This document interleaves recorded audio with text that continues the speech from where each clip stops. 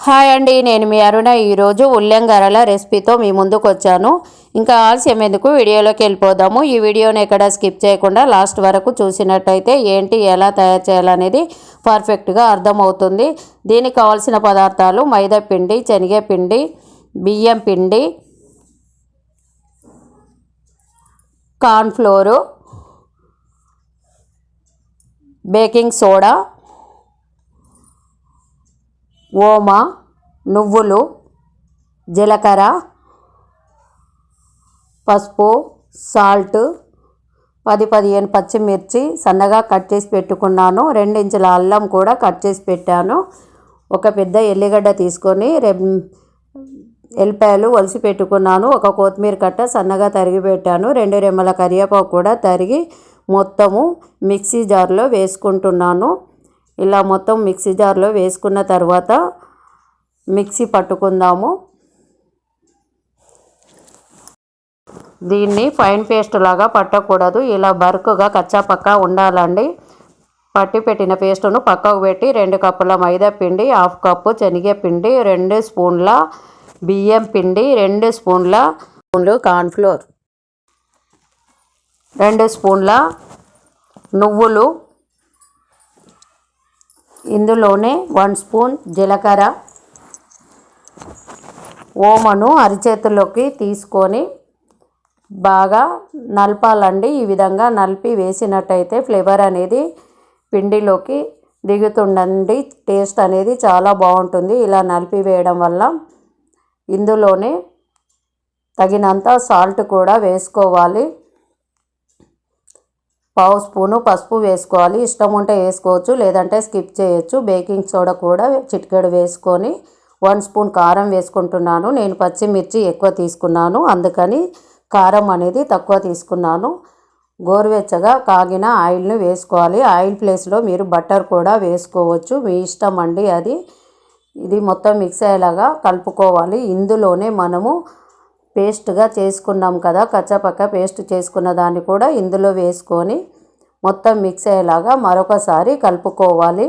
కొంచెము వాటర్ వేసుకుంటూ కలపాలండి.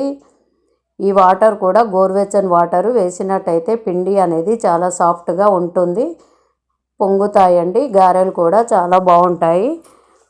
గోరువెచ్చని వాటర్ వేసుకొని కలిపిన తర్వాత చపాతీ పిండిలాగా కలిపి దీన్ని ఒక పావు గంట పక్కకు పెట్టుకోవాలి. పావు గంట తర్వాత చూపెడుతున్నాను. పిండి అనేది చాలా సాఫ్ట్గా ఉంది. చపాతీ పిండి ఎలా ఉందో అలానే సాఫ్ట్గా ఉందండి.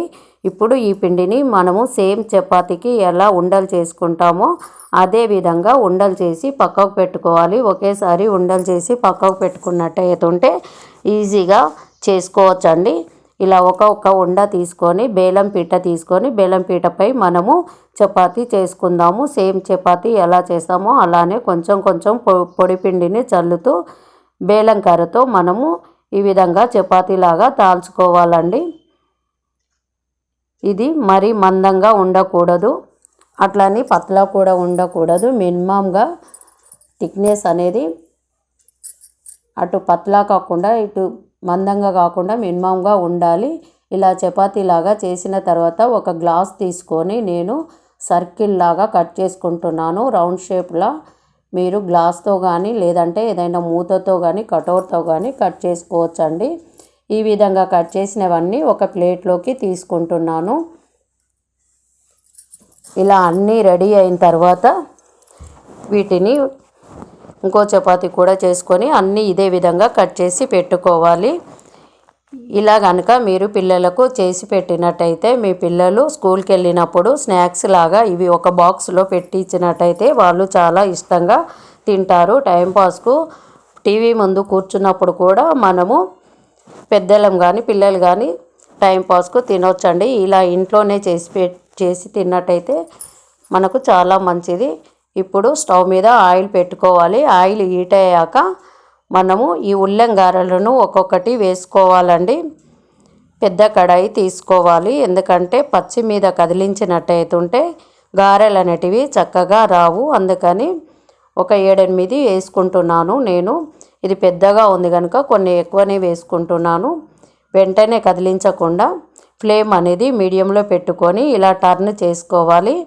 అన్నీ ఈవెన్గా ఫ్రై అయ్యేంత వరకు ఇలా కాల్చుకోవాలండి. ఈవెన్గా ఫ్రై అయిన తర్వాత మనము వేరొక బేషన్లోకి తీసుకుంటున్నాను. ఇవి చాలా టేస్ట్గా చాలా బాగుంటాయండి. పైన క్రిస్పీగా లోపల గుల్లగా ఉంటాయి. ఇలా కనుక మీరు పిల్లలకు కానీ మీ ఇంట్లో కానీ చేసి పెట్టినట్టయితే చాలా ఇష్టంగా తింటారండి. చాలా బాగుంటాయి. మీరు కూడా ఈ ఉల్లెం గారెలను ట్రై చేయాలనుకుంటే ట్రై చేసి ఎలా వచ్చాయో కామెంట్ రూపంలో తెలియజేయండి. Thank you. చూసారు కదా ఫ్రెండ్స్, మా అమ్మ చేసిన ఉల్లంగారెలు. మీరు కూడా ట్రై చేసి ఎలా ఉందో చెప్పండి. Please like, share, comment and subscribe. Thank you for watching.